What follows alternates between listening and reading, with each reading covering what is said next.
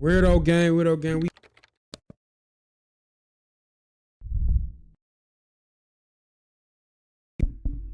We back with another reaction. We got Trap Lord Ross. That nigga name? Yeah, Trap Lord Ross. He finna tell us about 051 Melly. Versions of my videos, go to patreon.com/traplawross. Also, rumored to have had 7 bodies of his own, celebrating Melly's death with glee in his most famous song, Back Again. While King Von gained a reputation as rap's first serial killer for his alleged 7 murders that he got away with and rapped about, many in the city. Who murders this is? God damn.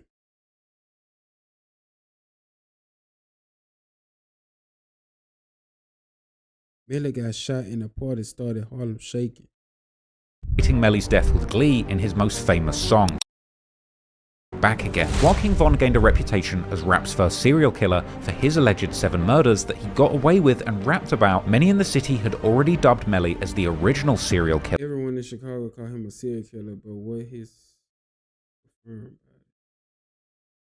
See, nigga trying to be gangster can't even talk. I think they mean but where? Nigga say, but what his confirmed bodies?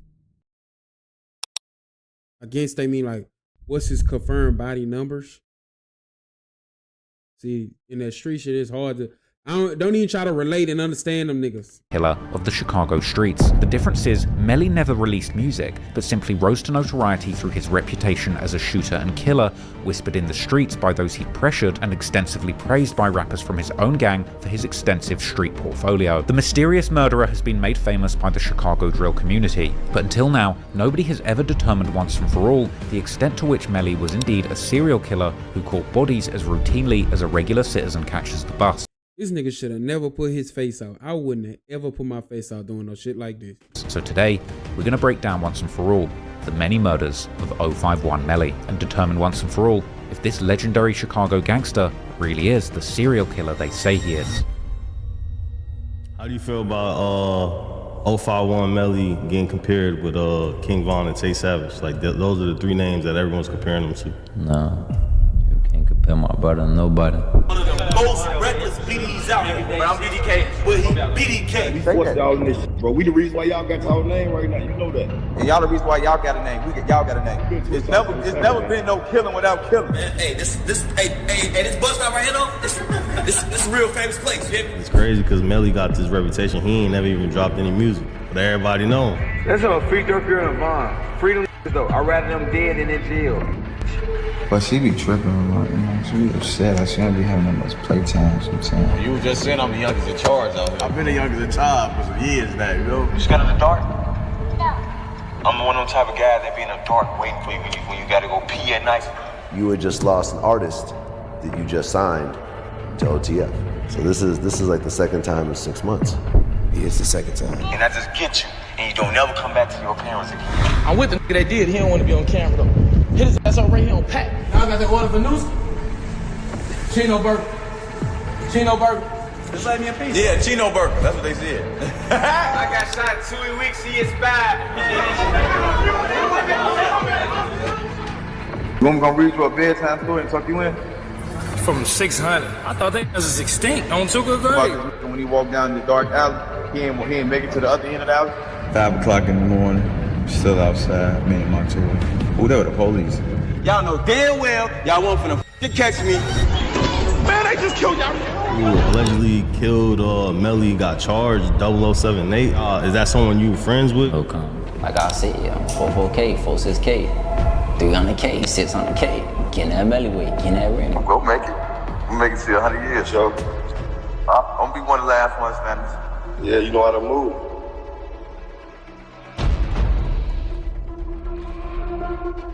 Hey, y'all gotta go listen to Rico Reckless talking about it. Oh boy, 051, the nigga who got out of jail, bro. I can't remember that nigga name, bro. That nigga is fun. I'm getting that fits, I'm getting it that Melly, I'm getting it that. Yarmel Devontae Jameer Williams, better known as 051 Melly, was born on November the 19th, 1991, to a mother named Angie and a father named Yamur. Melly grew up with two siblings, including his brother Wu and his sister Kenjia. Wu's father, Jerome Golden, aka Fido, was also Melly's stepfather until he would get a life sentence in 1994 for a quadruple murder where he allegedly took part in the slaying of 4 men for selling drugs in the wrong turf. Fido apparently being a member of the BDN, or Black Disciple Nation, who controlled the area where Melly grew up, a gang that we'll be discussing in more detail. Melly was also close to his 2 uncles, G Slim, who was one of the founders of the No Limit, or NLMB, gang set from the so-called east side of Chicago, who have heritage in the gang the Black P Stones, a crew known for their infamous rappers like G Herbo, Lil Bibby, and Mellow Bucks, and Kurt Mack, who was a well-known member hailing from the so-called Dro City area in Woodlawn, where the original creator of drill music, the rapper Pac-Man, also hailed from. Melly's family connections even reach all the way to the rapper Bump J, who reps the Four Corner Hustlers gang, and who was perhaps the most popular gangster rapper from Chicago before the drill era began. Clearly, gangs have been a part of Melly's life since a very young age, but interestingly, Melly's family... How the fuck do he know all this? Is this like public records or some shit? Connections could have taken his life in a completely different route than it ultimately did. Because while Melly has become known as one of the deadliest rivals of world-famous rappers like Lil Durk and King Von, they actually grew up in the same areas and circles. Melly spent his early years in the Randolph Tower, also known as the Calumet Building or simply the Met Building, a large public housing project located at 6216. Oh bullshit, I just have fun in the Calumet Building. Me, Wu, Cortez, Courtney, Tide, Donkey. Darnell. 7 South Calumet Avenue, only a block away from the infamous O Block, aka Parkway Gardens, which guys like Chief Keef and King Von would later begin to claim. Randolph Tower was known as one of the biggest Black Disciple strongholds in Chicago during the 90s and early 2000s.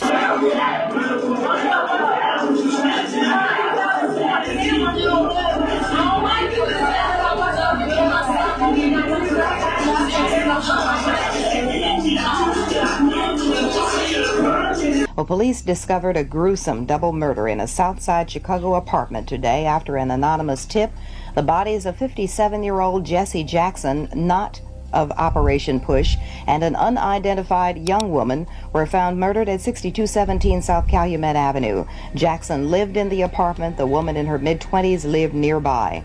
The bodies were tied together with electrical cord, and police say there is no sign of forced entry and no weapons were found in the room. Until their leadership was indicted for running a corporate-style drug empire in 2004, where dealers were making up to $45,000 a day selling drugs, while other members would guard the building from the roof, even making use of sniper rifles and night vision goggles. And while the gang had their headquarters in the Met Building, or the castle as they called it, they would control the drug trade across a very large area, which included the Parkway Gardens, aka O Block. But besides Melly, numerous people famous within the drill scene grew up in the Met Building, such as Chief Keef, Lil Reese, and even FYB J Mane. Everybody that's out here for real, that's like I don't even want to really name, but like Melly, all these big time, they really from 6-17, right? Straight up, like FYB J Mane, 6-17, baby, like, right. You feel me? Like, Reese from that too, ain't he? Yeah, 6-17. Reese my cousin, 6-17, baby, yeah. Right. Keith, 6-17, baby. Right. All these people came out of the building. Right. 6-17, baby. Capo, right. 6-17, baby. The legendary GBE Capo. My cousin, yeah, 6-17, baby. For sure. All they had 6-17. Everybody his cousin, huh? This whole my cousin ass nigga. 17 babies. They had like, it's just like when the Calumet building got took down, back when I was a shorty, you know, went to their blocks and you know that shit. In fact, J Mane's father was one of the board members of the gang who ruled their operations inside and outside the building. My pops is a man, he originated in the Calumet building, and he did get indicted and he did get locked up in 2004, and yeah, they labeled him as a Black Disciple. It do hit different when they labeled Pops as a Black Disciple, and he went down as one of them board members, bro. It do hit different. My daddy was a rich my childhood. Yeah, he ran a certain area from a certain part of Chicago, from the state to the lake. That's what I read in the paperwork on for them grade. Like I say, I ain't here putting it on Pops. It do hit different. The Randolph Tower was eventually demolished in 2006 as part of the Chicago Housing Authority's plan to get rid of almost all of the large public housing projects in the city, but at some point Melly's family moved to another address in the same neighborhood, located near 59th and Calumet. This area eventually becoming known as the turf of the set 600, who would later become Melly's worst enemies, as Melly's brother Wu would later recollect during his DJU interview. I'm saying, like, we stayed there. I used to have to walk out there with my sword. Like, that's how we came out there with the sword on 59th. That's what it was, you feel me? Like, I was in their hood, I lived in their hood. Like, I walked from there. I used to walk from 59th to the 51st through the park. Like, you feel me? Yeah. But when I was out on 59th, it wasn't up like how it was. You feel like, had like, look, you know, I be sneaky talking. We wasn't like into it, but Mother had secret animosity. But we ain't just nobody to play with. You feel me? So you ain't gonna do nothing you want to do for real. Right. And that's just what it was. Okay, cool. Although Melly would seemingly keep living in the area for some time, he would ultimately become close with kids from the opposite side of Washington Park who hung around the 51st Street and were part of a gang set known as 051 Young Money, who were primarily identifying as Mickey Cobras. Melly is in fact the same generation as the older founding members of this gang, such as Carlos Merrill, aka Lil Los, Lance Youngblood, and Isaiah Walker, aka Zico, who were all killed in 2008 when Melly was still in high school. Particularly the murder of Zico, who is often considered as the main founder of the 051 Young Money gang, would play a role in defining one of Melly's earliest rivalries with the set known as 46 Terror, later named THF-46, whose member Aki Walton was actually convicted of Zico's murder. Having had 3 people close to you killed during just 1 year before the drill culture would even escalate the gang rivalry in the city is truly tragic, and it may partly explain why Melly would eventually turn into such a cold-blooded killer that he allegedly was. However, this was only the beginning for Melly losing people around him. In July 2009, 21-year-old Dominic Barnes from the 051 neighborhood would be shot and killed, which would years later lead to THF-46 member and Lil Durk's good friend THF Bezu getting charged for the murder, but he would end up beating these charges. Bezu himself would allegedly almost be killed by 051 in April 2011 when 18-year-old THF-46 affiliate Quinton Turner, aka Quint, was killed in a triple shooting, where Bezu was also hit. Years later, Melly would bring up this incident while on Instagram Live with Bezu, after Bezu would claim that Melly and other 051 members were all good kids until THF forced them to hop in the streets by applying so much pressure. Hey Melly, who forced y'all in? Who the reason why we play with guns? Who forced y'all in? Y'all the first people y'all would drive y'all mama's cars in 8th grade, bro. So you lying. I want to drive my mama's car. I want to drive y'all. Nigga say you lying. I was driving my mama's car. Who driving y'all mama's cars? So all your money was the basketball players. Keep it real. Oh, now you lying for you just said half us ain't the basketball players. Keep it real. Oh, now you lying for you just said half us ain't. You can say half the young man was basketball players. You ain't gonna say nobody no. Hey Melly, man, half y'all was the mama's boys, man. Y'all drive y'all mama's car in 7th and 8th grade, bro. We forced y'all in this, bro. We the reason why y'all got y'all name right now. You know that. You say y'all the reason why we got us a name, and y'all the reason why y'all got a name. Y'all got a name. It go both ways. No, it go both ways. We can get back to that. I don't even give a damn. You want to start this on? It's gonna go both ways. We've been to it's never been no killing without killing. We gonna keep it real though. We've been into it y'all since 07, bro. You damn right, but it's never been no killing without killing though. We ain't gonna. I'm saying what year somebody died on my block? You said what year? For sure. You go get killed in 08. I'm keeping fun. Then somebody died at 10, right? Never heard of him. What? 10. It ain't having back to back. Then somebody died at 10 right there. Then you get shot then? I got shot in 11. All right, well, you got shot, right? Yeah. You got shot and then somebody checked, right? All right, we ain't gonna be. I got shot for sure. All right, look, we ain't gonna be doing it on the internet. That ain't for the internet.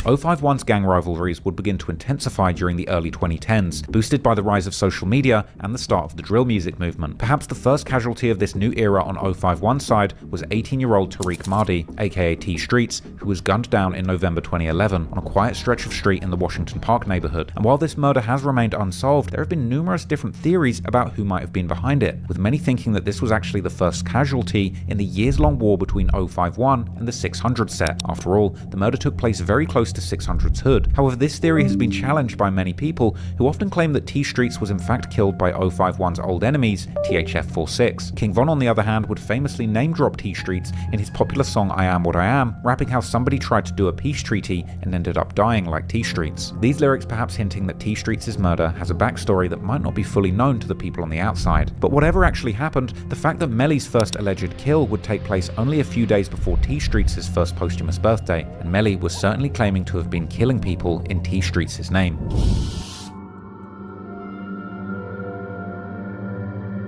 On the 2nd of February 2012, 20-year-old Shaquille Rush, aka Shaq, was attending a party with his friends in the 600 set's turf. While Shaq wasn't seemingly actively involved in gangbanging, he lived in the neighborhood and was friends with many members of the 600 set. And in a picture allegedly taken on the night of the party, he can be seen with 600 members C-Day and Inky D dropping the 051Y hand sign as a sign of disrespect to that set. Later that night, Shaq would reportedly leave the party together with a woman, and they would walk through an alley on the 5900 block of South Calumet Avenue where Shaq would possibly stop to take a leak. At this point, one or more people would appear from behind them and open fire, hitting Shaq once on the upper back while grazing the girl on the shoulder. Police and medics would then soon arrive to the scene, and Shaq would be transported to the Northwestern Memorial Hospital, where he would unfortunately succumb to his injuries. The following day, local news would report on the murder, stating how Shaq had been killed only 3 blocks away from his home on the 6000 block of South Michigan Avenue. But interestingly, Melly was living, or at least had still recently lived, right on the 5900 block of South Calumet Avenue, where Shaq was killed. But that certainly wasn't the only thing connecting Melly to this murder, because afterwards, Melly would start a years-long campaign dissing Shaq, often taunting 600 members by mentioning how Shaq had been killed whilst he was taking a leak, and most famously in one incredibly dark clip,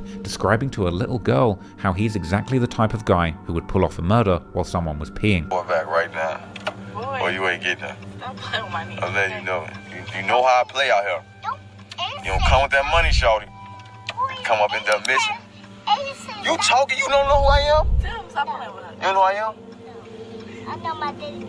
You scared of the dark? No. I'm one of them type of guys that be in the dark waiting for you when you gotta go pee at night. And I just get you, and you don't never come back to your parents again. No, you're not going. You hear me? Then your TT ain't gonna be able to save you.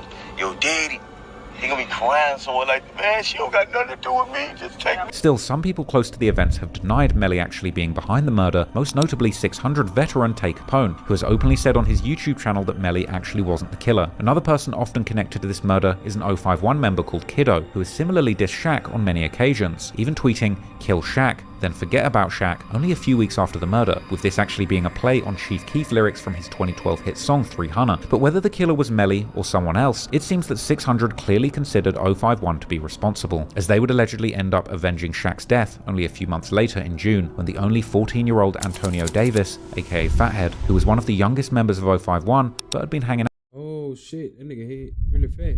out with them since he was a kid, was walking to a store with his cousin in the Englewood neighborhood. An assailant would spot Fathead from a van before approaching him on foot and shooting him numerous times while standing over him. Nobody has ever been convicted of this murder, and in online spaces it's been a topic of intense debate for years now. But the Chicago police consider the case to be exceptionally cleared and committed by several people, most notably 2 members of the 600 set, Walter Smith, aka S-Dot, and Courtney Ely, aka C-Day, as well as a member of Lil Durk's Lamron set named Marvin Riley, aka OJ, who the police claim to have been the triggerman based on Fathead's cousin's description of the killer. Only a few days after the murder, Melly would once again begin to taunt 600 members, openly bragging how his set had killed Shaq, while claiming that 600 couldn't say they had killed anyone from his set, perhaps referring to OJ being the one who actually killed Fathead. On the other hand, Fathead's brother has seemingly put the blame directly on C-Day, who's also known by the nickname 22 Shots, writing on a tribute post to Fathead how he's 622K or 60022 Killer. In any case, the murders of T Streets and Fathead launched a years-long rivalry, which wasn't just limited to tit-for-tat killings between 051 and 600, but would become part of a larger war in the South Side between 051 and their affiliates, and numerous majority black disciples.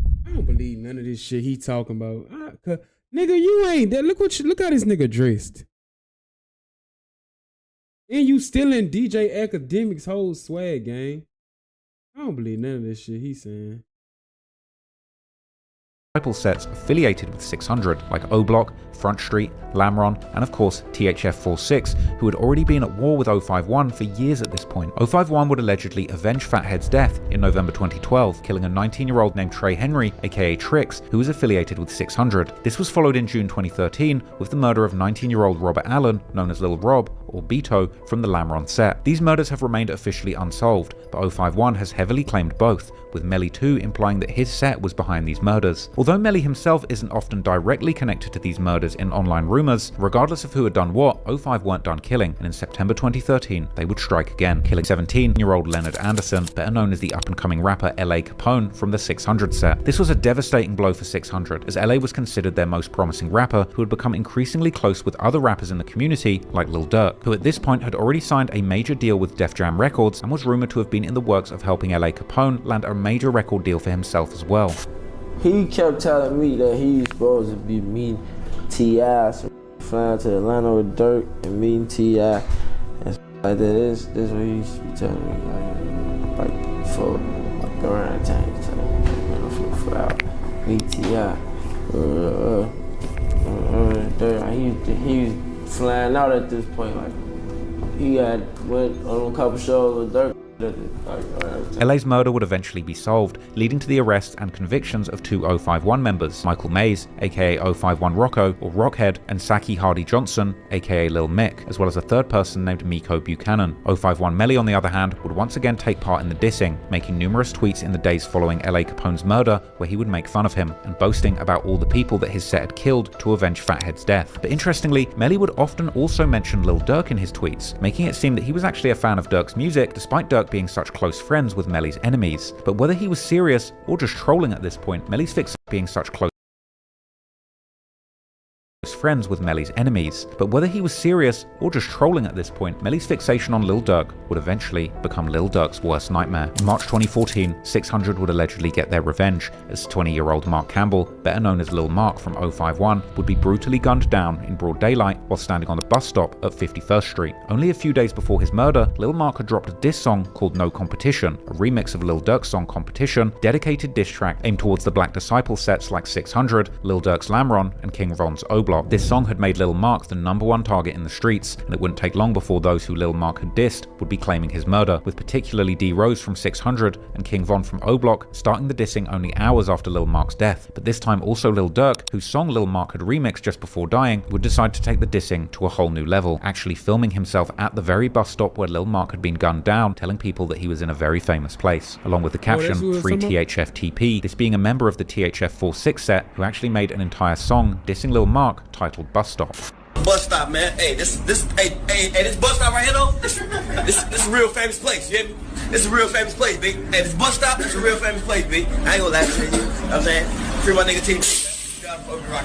In online theories, this video is often considered to have perhaps been one of the biggest mistakes that Lil Durk has ever made, because while Durk was already a famous rapper, traveling all over the country, making it very hard for his ops to catch him, it seems that 051 Melly, after this video, would make it his mission to show that in the streets of Chicago, he was the one in charge, and that whose city is this? Oh, okay, because the Durk big king of Chicago, right? Everyone close to Durk that still was in these streets would not be safe. Moreover, Melly had become close with Durk's old friends, as Durk and his OTF crew had a falling out with the rapper King Louie and his Mubu crew in the summer of 2013. This all came out after a fight would erupt between Mubu and OTF, together with Chief Keef's Glow Gang, while they were performing in Iowa.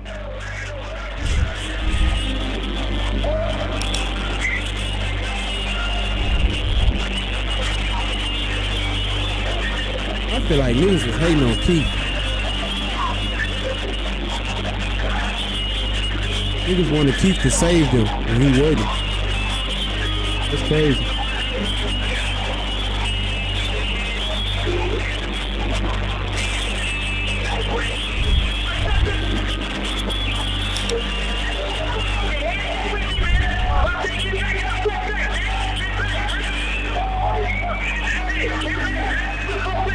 After this scuffle, Melly would become increasingly close with the Mubu crew's most infamous member, Mubu Crump, who DJ Academics would famously nickname the Chirac scorekeeper due to Crump's deep knowledge about the city's gang law and his propensity to partake in online drama. And now we're talking about the Chirac scorekeeper. Now, if you don't know who that is, a lot of people have asked, who is a scorekeeper. Now, the person that's known as a scorekeeper is this individual that's known as Crump. Now, apparently, he's with the shits, he's a savage, but most notably, he's known for retelling hood stories on Twitter. And not only that, awarding victories. Now, he usually tells or keeps track of... Niggas said they used to want to kill DJ Academics. What they want to kill him for? Who the f is up, who's down, who's tied, who hit a buzzer beater, who hit a game-winning 3. He's keeping up with.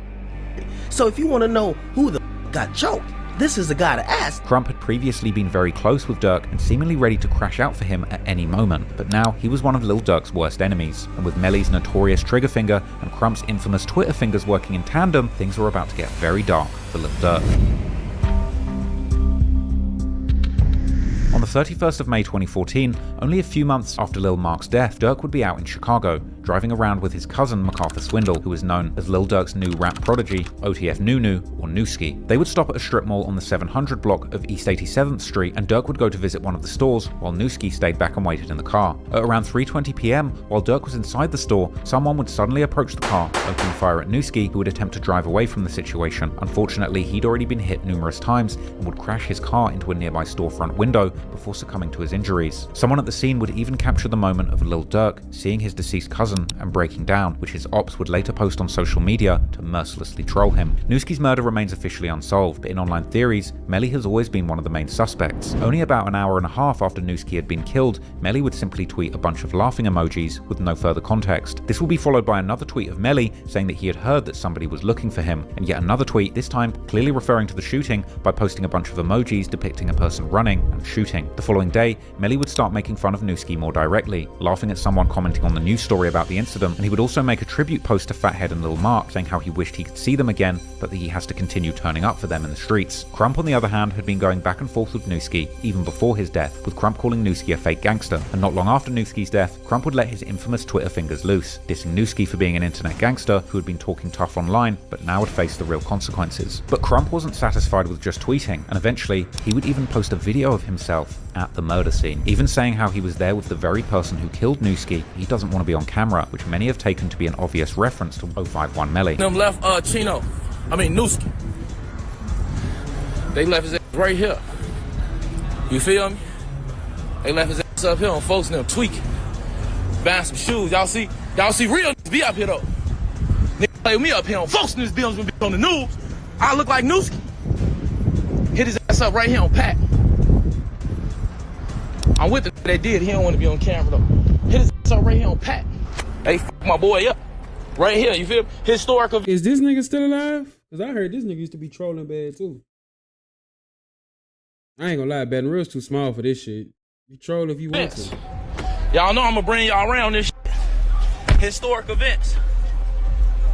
Wish you would play with me, boy. I look like Nooski. He ran into this though. He ran into the children's place, died like a bitch on Pokes now. Goof. What do I look like, Nooski? Lil Durk was obviously heartbroken by the loss of his cousin, but this would be only the beginning of 051 Melly's campaign to torment Lil Durk. Later that year, Durk would actually come face to face with Melly, as the two would run into each other during a meet and greet event for the rapper T.I., where Durk was together with his OTF crew, while Melly would arrive with King Louie's Mubu crew. This would lead to a major scuffle between the two crews, requiring the police to break things up.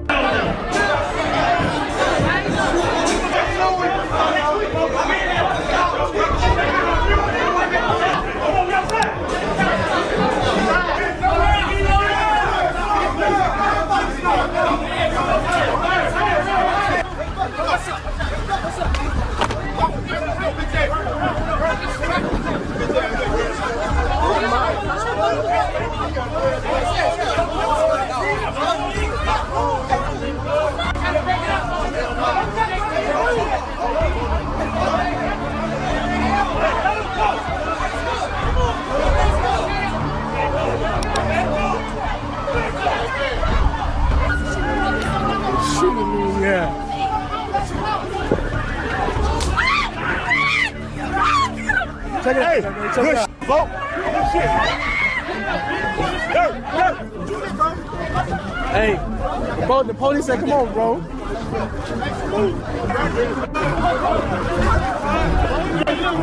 I already know to stay back, folks. I want to give a special motherfucking apology to my motherfucking brother Henry from the shop, man. The shop 147. I apologize for disturbing the peace, OTF as a whole. Hearing you, my brother, and you know I got your back 100%. Talking about a nigga choking me, man. What the f going on, man? You already know we can fight head up if you want to. We can shoot it out on you goof ass move, boo, man. F you talking about, Crump? Why the f was you running? F wrong with you, Louis too, man. F Crump and Louis. Afterwards, Melly would troll about the incident on Twitter, saying that Dirk had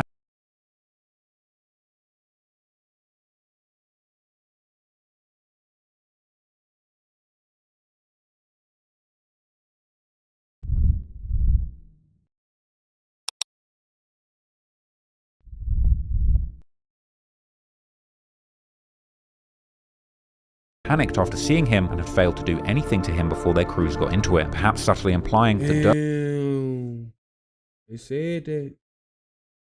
So basically, they seen each other enough for it to go down, basically. Dirk should have at least tried something, given what Melly had done to Newski. But unfortunately for Dirk, Melly had zero intentions of keeping the beef only on the internet. And less than a year after Newski's murder, he would allegedly strike again. In the early morning hours of the 27th of March 2015, Lil Durk's manager, OTF Chino, real name Buchina Aguina, was sitting in his car outside a fast food spot on the 8400 block of Stony Island Avenue. After having taken part in a meeting with basketball star Joakim Noah about their anti-violence campaign earlier that evening, then, just like in Newski's murder, an unknown assailant would suddenly walk up to the car, open fire, hitting Chino multiple times. By the time an ambulance would arrive to take him to the hospital, he would end up being pronounced dead on arrival. Afterwards, Mubu Crump would do what he did best, shooting another video of him visiting the death site and trolling Lil Durk, asking the cashier at the food store if they had an order for Newski before trolling and demanding a Chino burger. Hey, y'all got that order for Newski? Chino burger. Chino burger. Yeah, y'all got it. Hey, ready? Oh, thank you.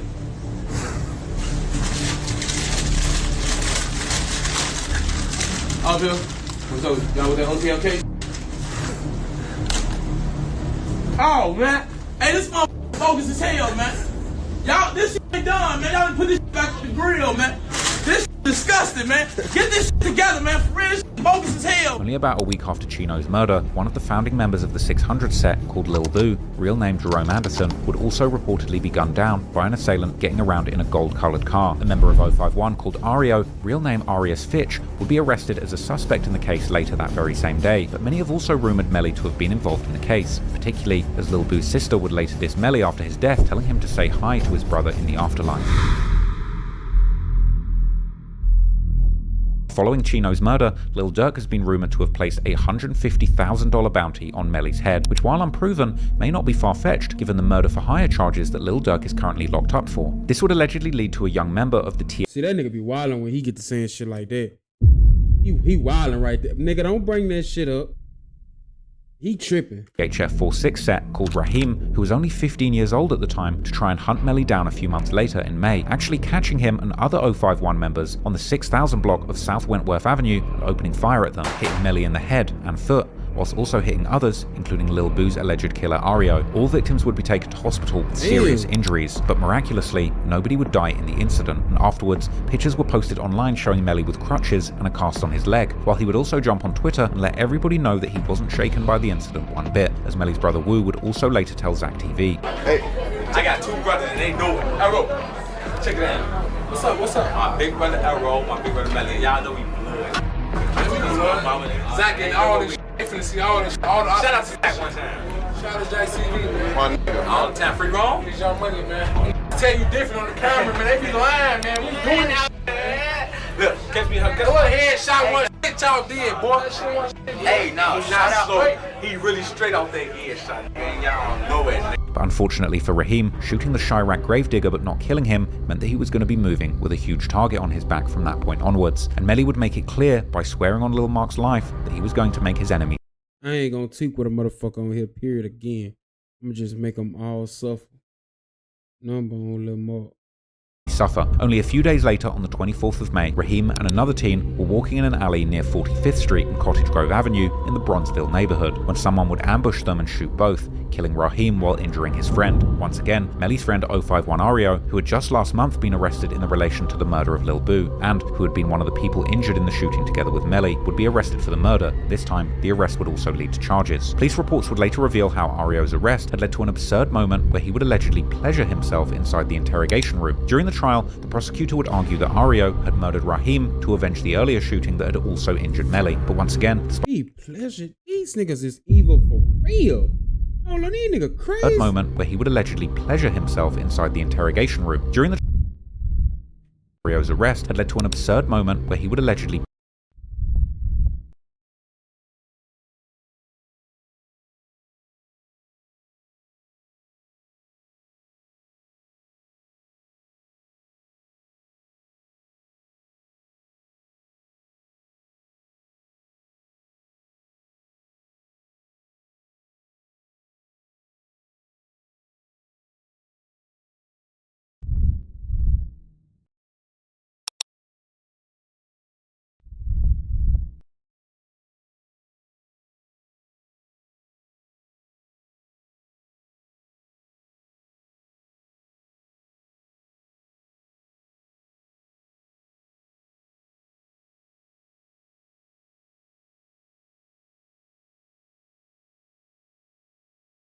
pleasure himself inside the interrogation room. During the trial, the prosecutor would argue that Ario had murdered Raheem to avenge the earlier shooting that had also injured Melly. But once again, despite persistent rumors that Melly had also participated in the shooting, and numerous times that Melly had seemingly dissed Raheem and hey, pick y'all face up.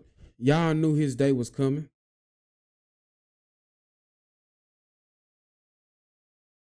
even implied that he'd taken part in the murder, Melly himself would never be charged.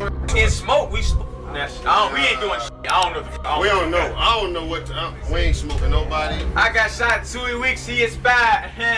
You want me to read you a bedtime story and tuck you in? Oh, yeah. Tell you about this when he walked down this dark alley. He ain't make it to the other end of the alley. I'm just reading the comments, bro. I'm just asking you. You said you finna go to sleep. I am. And I say you want me to tell you about this story about this nigga, right? He went in through the one end of the alley, but he didn't make it to the other end. It was black alley to take the story. I've heard of it. It's a story. Why you never heard of it? Why you wasn't there? Of course. You know what I'm saying? I've heard of it. These niggas is evil, cuz.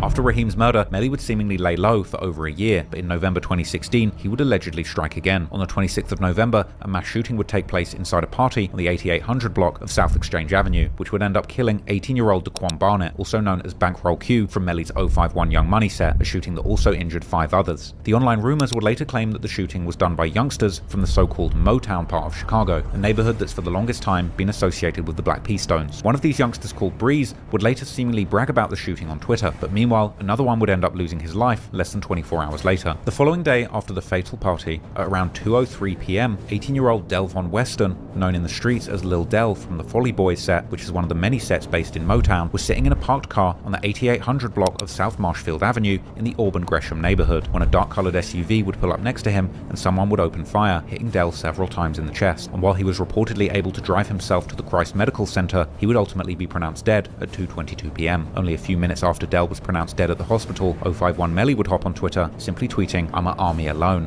followed by "right back," as if he was celebrating a successful get back. This was followed by a tweet saying, "Finna go change my clothes," that he would post together with a video showing himself sitting in a car while talking to a person, who would show a gun to the camera before seemingly saying how they had got someone or something. No, you a little yeah.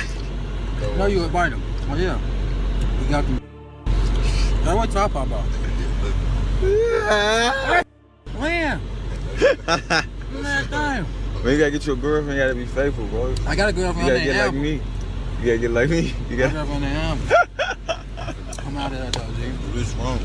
The person who Melly was talking with was a little-known face in the drill scene at the time, but he would later become known in connection to Lil Durk's murder-for-hire allegations, as this person would turn out to be none other than Stephon Mack, who would also be eventually killed in 2022, allegedly as a retaliation for the murder of Lil Durk's brother D-Thang. But later on, Melly's other friends would also often make posts on social media implying that Dell's murder was connected to the death of Bankroll Q, and that Melly had in fact had something to do with it. But besides tweets, the murder of Dell, like so many of Melly's other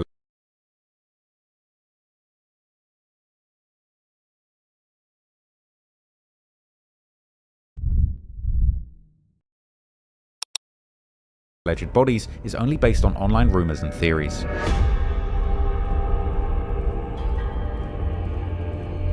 However, in 2017, Melly would allegedly commit a murder that would almost get him caught. On the 13th of June, at approximately 10:30 p.m, residents on the 5000 block of Drexel Boulevard would report gunshots, and in the building's gangway, 22-year-old Dandre Smith was found lying dead, his body riddled with bullets. The investigators would eventually learn that Dandre, known in the streets as Lord Dre, was a friend of 051 Melly, and on the day of his death, he had been asked by Melly to participate in the robbery of a drug dealer. However, this robbery plan was allegedly just a ruse to get Dre to meet Melly, who he might have known deep down was out to get him, as Dre would allegedly text his brother to let him know that he was with Melly in case something happened to him. Melly and a I ain't gonna lie. Bro, y'all gotta know how much evil that shit is. Chicago really was like on some other shit, cuz. Like, man, them niggas. I don't know how it got there, how shit like get that bad with Chicago, but man. A woman named Tiara would then allegedly drive Dre to the building on Drexel Boulevard before Melly would shoot him in the gangway. But why would Melly kill somebody who had supposedly been his friend? Perhaps they'd had a falling out recently, or perhaps for a much darker reason. Because if the investigators are to be believed, the reason had a much more sinister explanation, as Melly had allegedly learned that there was a $12,000 bounty that had been placed on Dre's head, which was money that Melly needed to bond out his brother Wu, who had been arrested 2 days earlier on weapons charges. In fact, Melly and his brother Wu would even allegedly have poorly disguised coded conversations about the murder plot on recorded phone calls while Wu was still in jail, while a witness would tell the investigators that Melly had tried to claim to her that it was THF-46 who were trying to kill him and Dre, and that both Melly and Dre had money on their heads, and it was only a matter of time before one of them would kill the other to claim the bounty. However, at the time, the police simply didn't have enough evidence to hold Melly on these charges, and while they didn't know it at the time, before they could ever capture him for good, it would already be too late, both for Melly and his next victims. At the end of 2017, Melly's good friend Mubu Crump would be released from federal prison after he'd been locked up for about 2 years, and he would get back onto the streets and online and do what he does best: troll, even dropping a song dissing Durk and his crew titled OTFK, where he would diss numerous gangs and sets like THF-46 and Lamron, as well as dead people like Newski and Chino. Crump would keep disrespecting his ops, perhaps thinking they had all gone Hollywood together with Lil Durk, but unfortunately for Crump, there were plenty of his enemies still left who were willing to show him that he wasn't the only tough guy in the city, and that even having a top shooter like Melly around couldn't save him. In the early morning hours of May 25th, 2018, Crump and Melly were attending a party on the 6800 block of South Morgan Street, only a few blocks away from Lil Durk's Lamron set's hood, while Crump, whose real name is Ronald Crump, was standing outside the party with another man. A car would drive by and someone inside would open fire, striking both. Crump would pass away from his injuries, but the other man would end up surviving after a surgery. Now, there's been many rumors about that second victim, with many claiming that this person had in fact been Melly himself and that he had actually been the main target. But while Melly seemingly was in the party, he would deny having been the second victim while on an Instagram live target. But while Melly seemingly was in the party, he would deny having been the second victim while on an Instagram live with Durk's good friend and OTF affiliate Bezu from THF-46. If I was there, it wouldn't go on. If I was there, it wouldn't go on. You could say one person, and I wasn't there. I was in a bush. Lying, bro. You know I know you lying. What situation? You say one person I was there. No, bro, we getting recorded, bro. You know that. I'm not gonna say no name. You know what's going on. I just told you I was that one person. And what was I doing when it was going on? I was fucking running to gunfire. Yeah. I ain't no stupid. Super Sable, right? You heard the thing to you. I'm real smart. You even told me I'm not no idiot. The police report on the shooting would also note how the second victim had no gang affiliations or previous arrests, and the victim's age would also be reported as 28, while Melly was only 26 at the time. But whether Melly himself had been shot or not, he was looking to avenge his good friend's death. And while nobody would be arrested for the murder, if dissing was anything to go by, Melly would certainly have no problem deciphering who had been behind the hit, as people connected to Lil Durk's OTF crew were quick to start rejoicing over Crump's death, with everybody from Lil Durk to Bezu and even King Von, who had only recently returned home after beating his own murder charges, would participate in the dissing.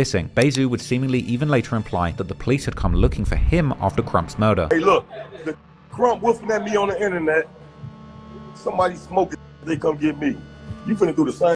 However, one of the main suspects that the online sleuths have attached to Crump's murder is actually Lil Durk's childhood friend, Lil Steve, from his own Lamron set, who actually many consider may have been the actual triggerman. Durk's childhood friend, Lil Steve, from his own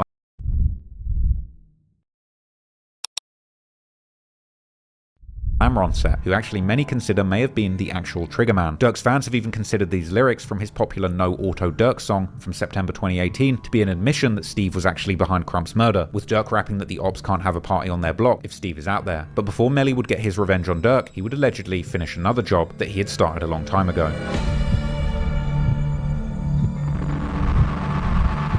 On the 19th of August, only a few months after Crump's murder, 19-year-old Tyrone Marshall was hanging out with a friend on the 4000 block of the South Calumet Avenue in the Bronzeville neighborhood. Tyrone, known in the streets as TY, was also known as an aspiring rapper, but Melly would have a more personal connection with him, as TY had been a friend of. I ain't gonna lie, these niggas got souls like they in the military. Why these niggas ain't just go to the military? I'm so confused. Like, I've been sitting here watching this shit. I'm forgetting I'm reacting, cuz. On God. Lil Del, whom Melly had allegedly killed as revenge for the murder of his friend Bankroll Q. Moreover, TY had allegedly been present during Bankroll's murder. At around 3:27 PM, while TY was leaning on a car and talking to his friend, another car would pull up and someone from the inside would fire shots, hitting TY in the head, and he would later be pronounced dead at the hospital. Interestingly, this time, a witness would actually recognize Melly as the shooter, but once again, the police would be too slow to act, and before they were able to gather enough evidence to catch Melly, it would already be too late. Even with the most conservative estimates, Melly had now gotten away with several murders, but he wasn't done with his revenge campaign before he would get back for the murder of Crump, and only about 2 months after TY's murder, he would get his opportunity. Oh, what is that?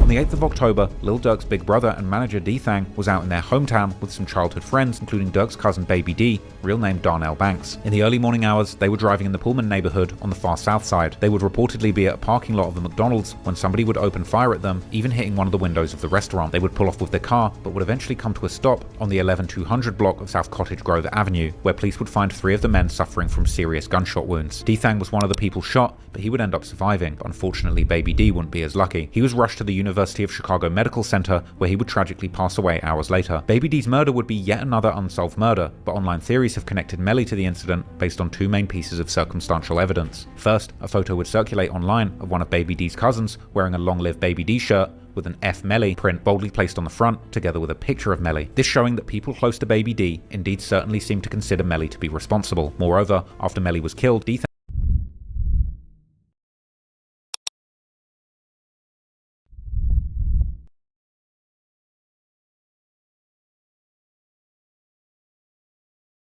would reportedly share an Instagram story that seemed to celebrate Melly's death, while implying that anyone who had ever done anything to him had died. He would also tweet after Melly's death how any op who had ever shot at him wasn't here anymore to tell the story. Baby D is often considered to have been Melly's final victim, and unfortunately for Melly, before his life would come to an end, he would have to experience yet another major loss on his side of the war.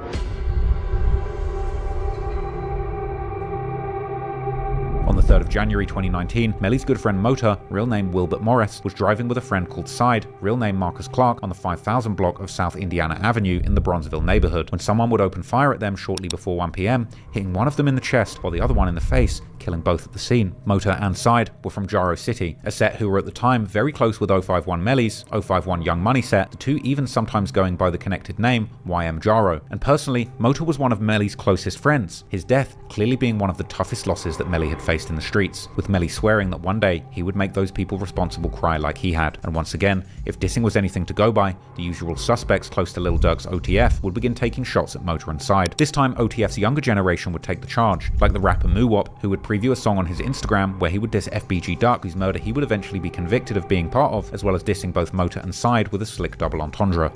Do from 63rd, couldn't get back up. Knock a hold out the sky when we spin rap up.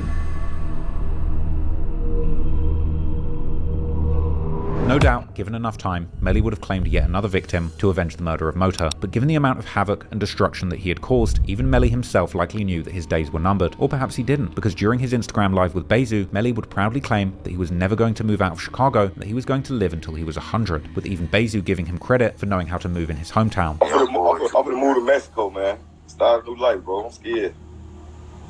Oh, no, I ain't never moving out of Chicago. Oh, yeah. I love it here. Make it here. You said make it here. Sure. I'm gonna make it. I'm gonna make it to 100 years. Sure. I'm gonna be one of the last ones standing. Yeah, you know how to move. Duck that taco. Nah, I ain't ducking my taco. Just say you said it right the first time. I know how to move. I ain't ducking my taco. You know how to move. I'm gonna give that to you. Perhaps Melly could have ducked his main enemies like the OTF until he was an old man, but the problem was that Melly had made so many enemies that even he probably couldn't keep count of them all. And so, on his last day, Melly would be right where he was comfortable at, attending a party in the hood of Jaro City, only a few blocks away from his main enemies like 600 and O-Block. As mentioned, Melly was close with Jaro City, but unfortunately, he had also made some enemies amongst the set, because according to later police reports, a witness would reveal that Melly had shot up the house of a Jaro City member called Lil Daryl, real name Daryl Rhyme, which was possibly a retaliation for the fact that Daryl might have been telling on Melly in the murder investigation of Lord Dre. These events would lead to a fateful moment in the party, where Melly would allegedly run into one of Daryl's friends, called 007 Nate, just as one of the partygoers was filming a video, capturing the chilling last moments of Melly's life on camera. Man, I just killed y'all. The police would later check the security cameras of the building, seeing that 007 Nate, real name Nathaniel Hicks, had arrived at the party around 12:30 AM, and at one point he'd even posed at one of the security cameras with his gun, before then allegedly shooting Melly at around 2:45 AM and then running out of the building. Nate would then be identified as the shooter by multiple witnesses, and he was eventually even caught a few days later with the murder weapon still on him. But despite all of this evidence, the state attorney's office would ultimately refuse to prosecute Nate due to the witnesses' refusal to cooperate. In the end, just like Melly had seemingly escaped justice so many times due to the no snitching code that rules the streets, ultimately this code would also make sure that Melly's family wouldn't be receiving any closure after his death. And no doubt, considering how much the Chicago police knew that Melly was terrorizing the streets and taking people out, perhaps there was some sick satisfaction for the cops in just not making an effort to get justice for one of the city's most demonic killers. Ultimately, 051 Melly left one of the most shocking legacies in the streets of Chicago, a certified gang assassin bordering on serial killer with at least 8 rumored murders attributed to him online, and perhaps even more that the internet doesn't even know about. Melly didn't rap a single lyric, but he became famous off the— What would they say?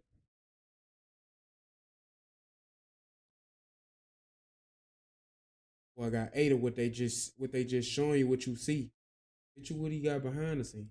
back of his reputation that echoed through the lyrics of more focused and famous Chicago drillers who survived and made music. His dark legacy lives through these songs, the IG posts, Reddit posts and comments, and YouTube documentaries, painting him as the so-called gravedigger of Chirac. But at the end of the day, Melly's story is truly one of a tragic waste of life. What did he really achieve? There's nothing cool or fun about terrorizing your community and taking the lives of promising young people who could have all been doing something better with their time. Melly was clearly terrorizing Lil Durk and the OTF and the THF crews, and while it was other people who ultimately had the last laugh, there's no winners here. There's nothing cool about being the biggest demon or the biggest killer from your neighborhood. And despite his fearsome reputation as an untouchable killer who everyone was scared of and supposedly knew how to move, Melly winded up getting touched too, getting caught lacking and losing his life in an incredibly unremarkable way that was far from heroic. So, if there's a lesson from this story, it's that there really are no winners in the streets, no trophies for being the top killer, just a shortcut to an early grave and a very big list of sins to answer for when you do reach whatever comes after life. So I hope you learned something from this story and can go and do something positive today. Thanks for watching. Peace out.